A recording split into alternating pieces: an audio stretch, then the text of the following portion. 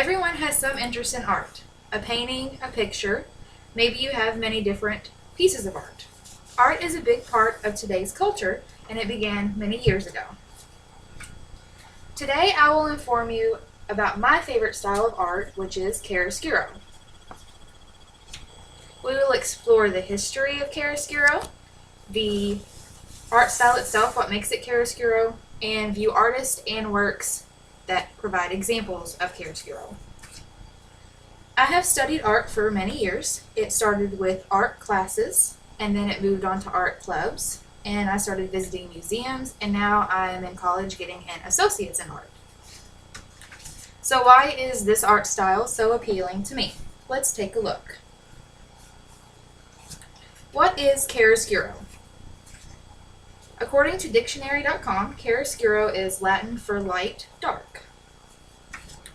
It can also be defined as the use of deep variations in and subtle graduations of light and shade, especially to enhance the delineation of character and for a general dramatic effect. Chiaroscuro originated in the Renaissance. So where have we seen this art style used before? Rembrandt is one of the most well-known artists who used chiaroscuro.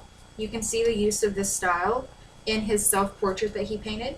He's the main character and he is the most lit object in the painting. Night Watch, which was painted in 1642, also shows an example of how Rembrandt used this style. Again, he uses it to highlight the main characters in the front while everyone else is kind of in the shadows. So who else besides Rembrandt has used this style? Leonardo da Vinci also used this style. He painted Madonna of the Rocks in 1506. You can see that his use of the style is way different than Rembrandt's. His point of using chiaroscuro was to have a natural yet dramatic effect instead of just making the main characters the main point of the painting.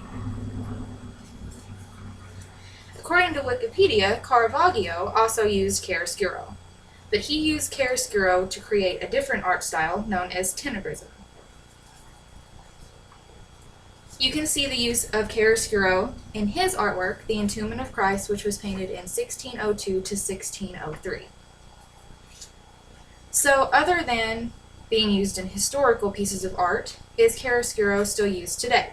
And the answer is yes. One movie that you can find this in is The Fountain.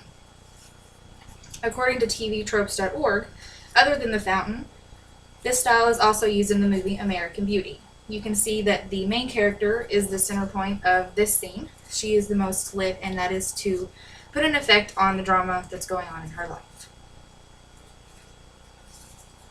Today we learned about the famous art style chiaroscuro. We covered the history, the style, and works in which it's used, and we see that it is still used today. Next time you watch TV, pick up a magazine, or browse an art museum, I encourage you to look for this style. See what is happening in the painting or what the artist is trying to convey. I hope you find this style as appealing as I have, and thank you for your audience.